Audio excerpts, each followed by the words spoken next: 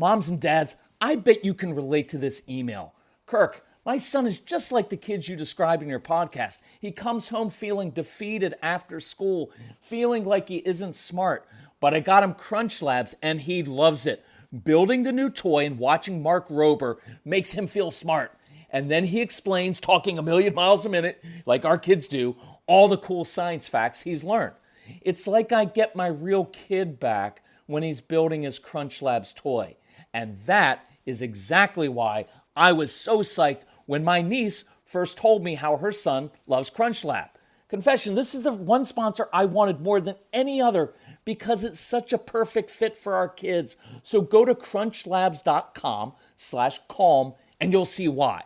Crunch Labs is a STEM monthly subscription build box for kids. Your kids get a really fun toy in the mail every month. And what kid doesn't love that? And then they put it together by watching a step-by-step video from former NASA engineer Mark Rober, where he teaches all the cool physics that make the toy work. Mark's passion is helping kids think like engineers. And this helps your kids develop resilience and problem-solving skills while having a ton of fun. Get your kids something they will actually love, use, and look forward to getting all throughout the coming year. Build your child's confidence now. Visit crunchlabs.com/calm and get your kids Crunch Labs today.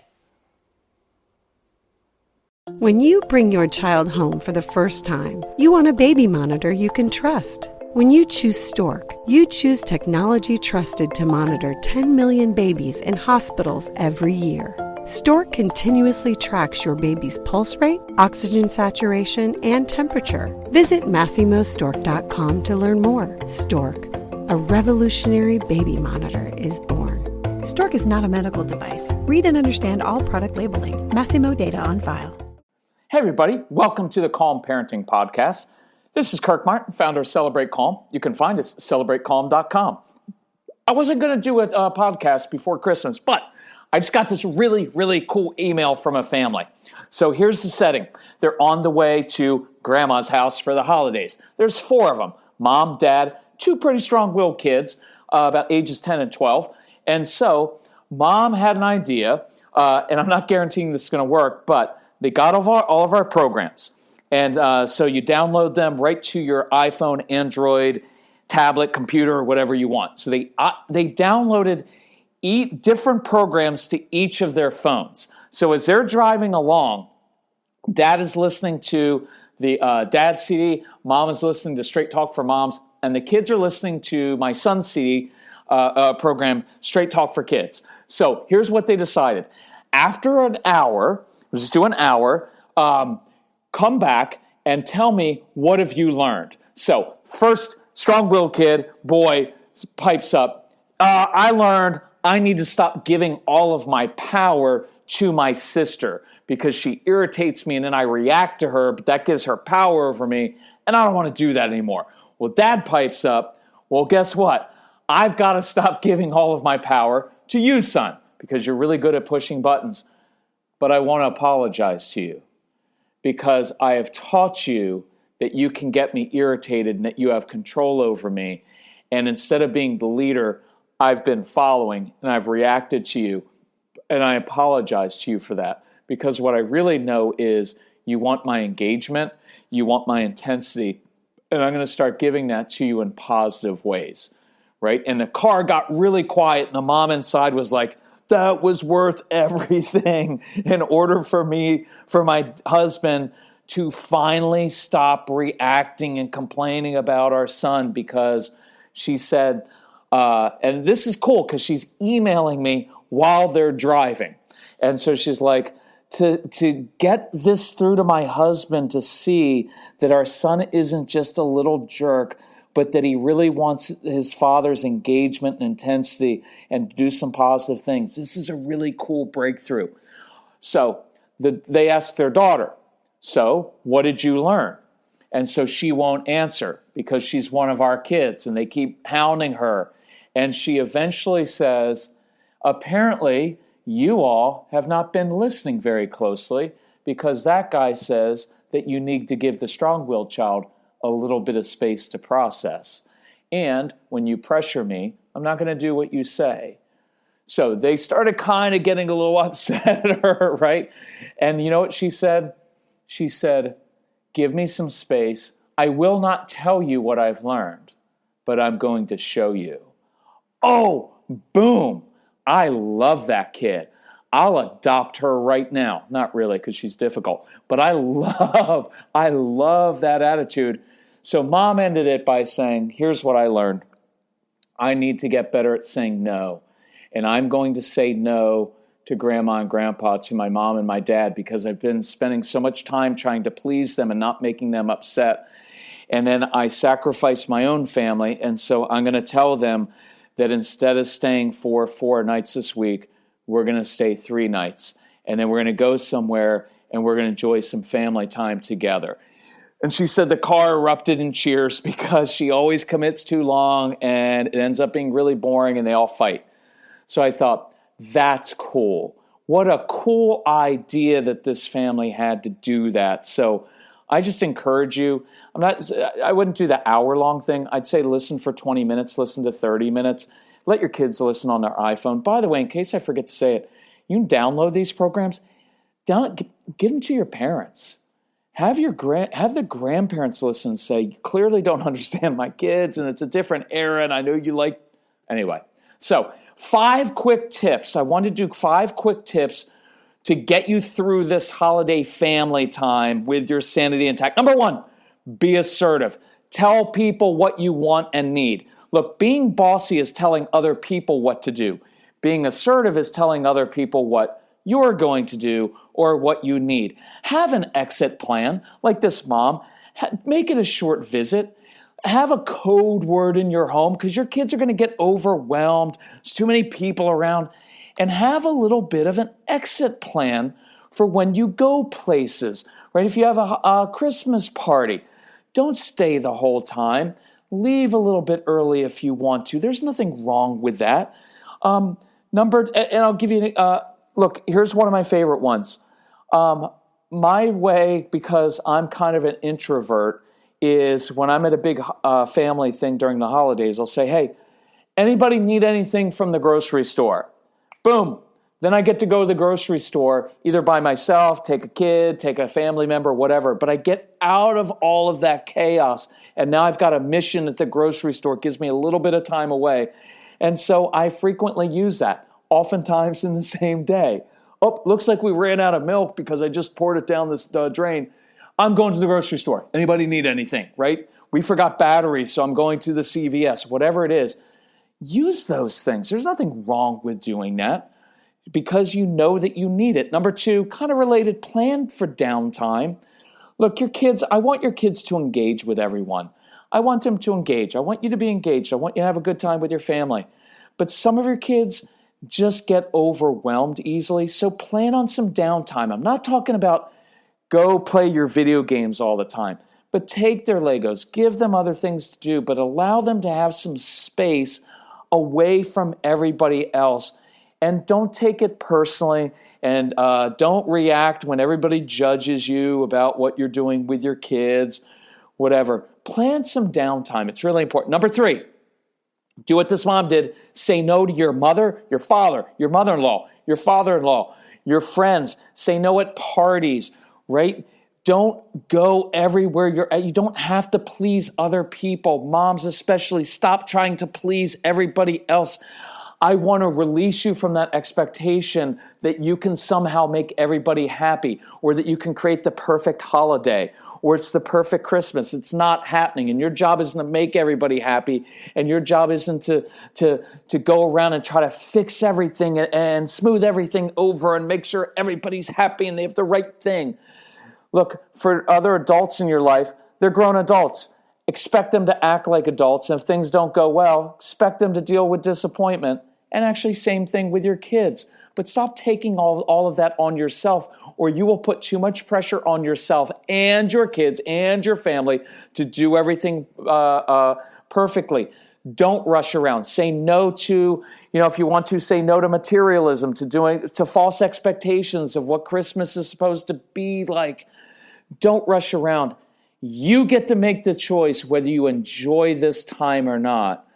You get to make that choice. And for some of you, it's going to be really hard to say no to your parents because they've used guilt and manipulation on you, but you need to. And some of you, it's the best thing you can do for your marriage because you can't say no to your mommy or daddy, you subject your spouse and your kids to all kinds of things that they don't want to do. And that's all. Look, it all comes back to controlling yourself and changing yourself, not other people. By the way, a little quick aside here. Look, we've got a lot, I hope this doesn't offend you, all throughout our family, we have a lot of kids with special needs on the spectrum. I've got a little nephew. He's a little Aspie kid. Don't judge me. I love little Aspie kids, and I know people are like, don't call him Aspie. I love the little name because I think it's actually, a lot of great qualities come with that. And so my mom was always like, well, when Bryce comes in the house, he doesn't greet me like I greeted adults when I was a kid. And I was like, I get that, Mom. But he's not being disrespectful. It's not that he doesn't like you. It's that when he walks through the door of your house, he's instantly overwhelmed because his brain is so busy and he's so busy trying to process everything and all of the noise and all of the people, and it's all out of his control, that he doesn't yet have the self-awareness and he doesn't have that internal control yet to get through all of that and walk through and come to his grandma. He's overwhelmed. So instead of putting more pressure on him and causing him to not like you by always uttering little comments about how your other grandkids say hi, but Bryce doesn't, instead, why don't you be a little bit of a lifeline to your grandson who struggles a little bit? And why don't you, when he comes to your house, give him a job to do and you create a success for him and you give him something to do that he loves doing instead of artificially making him come and hug you. And by the way, you're really old now and he might not want to hug you because you're really old. And I'm kidding, it's my mom. But anyway, you know what I mean.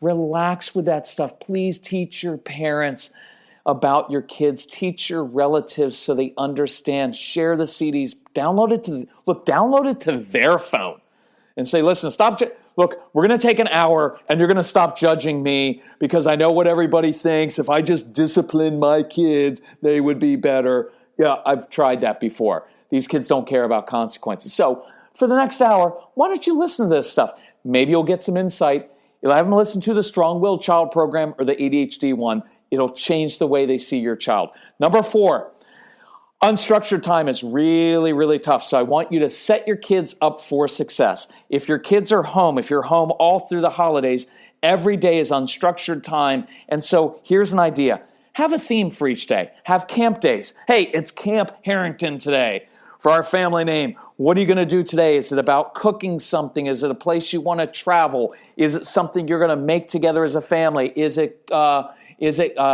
camp day going to be giving to other people? So you're going to go feed people at the homeless shelter, or you're going to take some food down to the animal shelter for the stray animals there.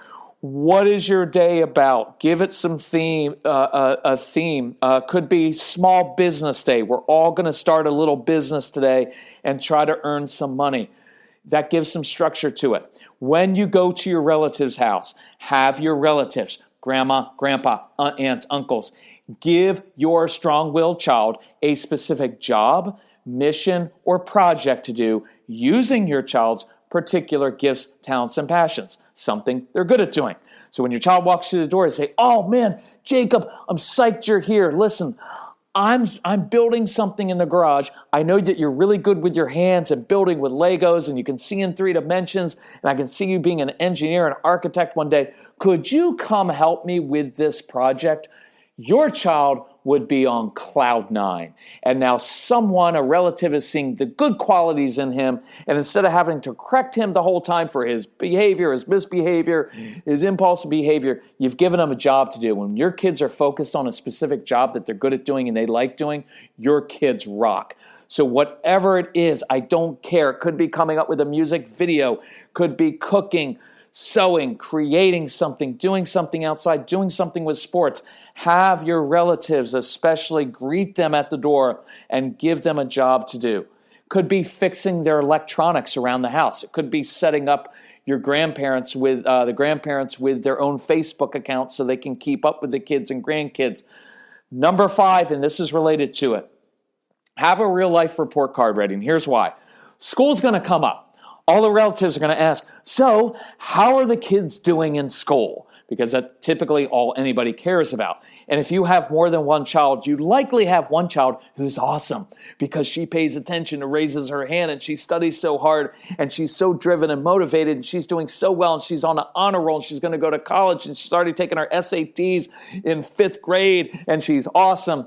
But then you have the strong-willed child who doesn't necessarily do that well in school. And this is just going to reinforce to that child, something's wrong with you. You're not as good as your siblings, and nobody likes you as much. And everybody's going to get on that child the whole time. It's going to be miserable. So he doesn't even get a break from school when he's away from school. So set him up for success. If you've listened to previous podcasts or the ADHD program, you'll hear an idea I had that I love.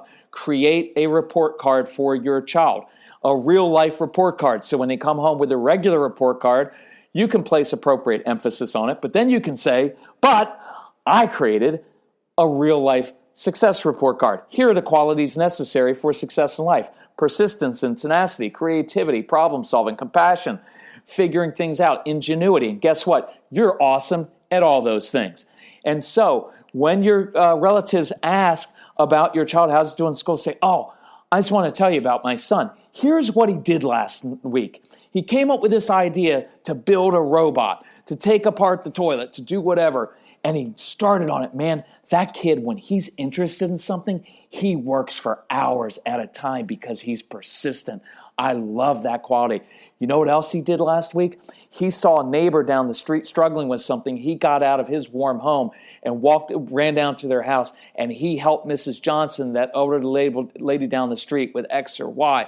You know why? Because my son's got a big heart, right? And you can pull your child and say, hey, Jacob, come in here. Tell everybody how much money you made last night building your own little business, walking dogs in the neighborhood, shoveling mulch, shoveling snow, raking leaves, doing whatever it was. Let everybody know and let your child be impressive to them, right? And show your family the other side of your child. And then you can say, you know what? He earned all that money, and guess what he did? He took some of that money and he bought Christmas gifts for kids who wouldn't normally get them because my son's got a big heart and he's awesome. And you're not being defensive at all. You're just showing another side to your child that nobody else really ever sees, right? You can tell them like, oh, yeah, is he still pushing your buttons all the time? Yeah, but you know what I realized? I'm listening to Celebrate Calm guy, and he let me know that my child pushing my buttons is really my issue because I have too many buttons to push. And if I would stop reacting to my child, and instead of giving intensity in negative ways, I actually gave him a job to do or helped him run his own business, he'd stop pushing buttons, and we'd be getting along a lot better. And by the way, I downloaded all of his programs onto your phone. So instead of judging me for the next few days, maybe you could listen to them, and then we can figure out a way together that you could support me, because raising a really strong-willed child is pretty tough. And if just discipline and consequences worked, I would have done that already. You know why? Because I'm not an idiot. And so if you want to get on board and help me out, I encourage you to listen to these, and it would be really cool. But the whole idea is you're showing them a different side of your child, and it's a really cool thing. So I want you armed with this. I want you going, enjoying time with family. I want you to say no. I want you to have an exit plan. I want you to not try to please everybody. Relax, moms. Enjoy your time for once. Ask other people to serve you instead of doing everything for everybody else. Set your kids up for success and come up with ways that during these holidays, no matter where they are, they can use their gifts, talents, and passions, whatever they're good at doing, to help other people and to serve other people. And you will not only survive the holidays, you will actually enjoy them. So, to everybody out there, Happy Hanukkah, Merry Christmas, Happy Holidays, Happy New Year. If I forgot anything, I forget, I'm sorry.